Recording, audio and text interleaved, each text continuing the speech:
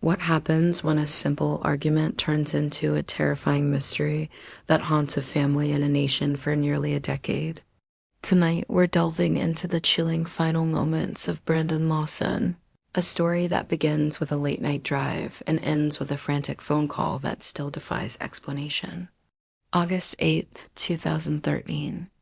26-year-old Brandon Lawson, a father of four, gets into an argument with his longtime girlfriend. To cool off, he hops in his truck and heads out into the vast, dark expanse of West Texas. He's driving on Highway 277 near Bronte, a remote area where the darkness is absolute and cell phone service is spotty at best. Sometime around 1 a.m., his truck runs out of gas. Stranded, Brandon calls his brother Kyle for help. Kyle agrees to bring a gas can and starts heading his way. But while waiting, something happens. Something that transforms this routine inconvenience into a full-blown nightmare. At 1:18 a.m., Brandon makes a desperate, chilling call to 911. The dispatcher struggles to understand him. His voice is panicked, breathless, and filled with a primal fear. He says, "Yes, I'm in the middle of a field. I ran into somebody. Please hurry." The connection is poor, and Brandon is difficult to hear over what sounds like wind and his own heavy breathing. He's clearly on the move, running from something. He tells the dispatcher, "There's one guy out here. He's got chasing me." The line is garbled, but his terror is crystal clear. He then utters the words that have become the centerpiece of this entire mystery. "I ran into somebody."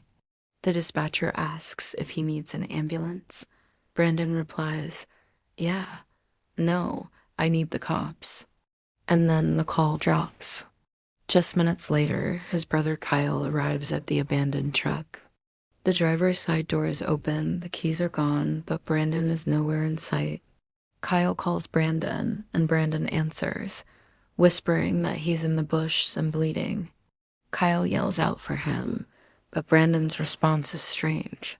He says something like, "One time is all I got," before shouting, "I can see you. I'm right here." And then the line goes dead. Kyle continues to search, joined shortly by a sheriff's deputy. They scan the area with flashlights, but the darkness swallows the light just a few feet from the road. The truck is there. The empty gas tank is confirmed that Brandon Lawson has vanished. The initial police investigation was, by many accounts, underwhelming. They found an outstanding warrant for Brandon and seemed to operate under the assumption that he was simply hiding from them. But this theory never sat right with his family or with anyone who has heard that 911 call. The sheer terror in his voice was not of a man avoiding a minor warrant. It was the sound of a man fighting for his life. What could have happened in that short window of time between him running out of gas and his brother arriving? He told the dispatcher he ran into somebody. Was it a confrontation that went horribly wrong? Was he disoriented and hallucinating in the disorienting darkness? The terrain itself adds another layer to the puzzle.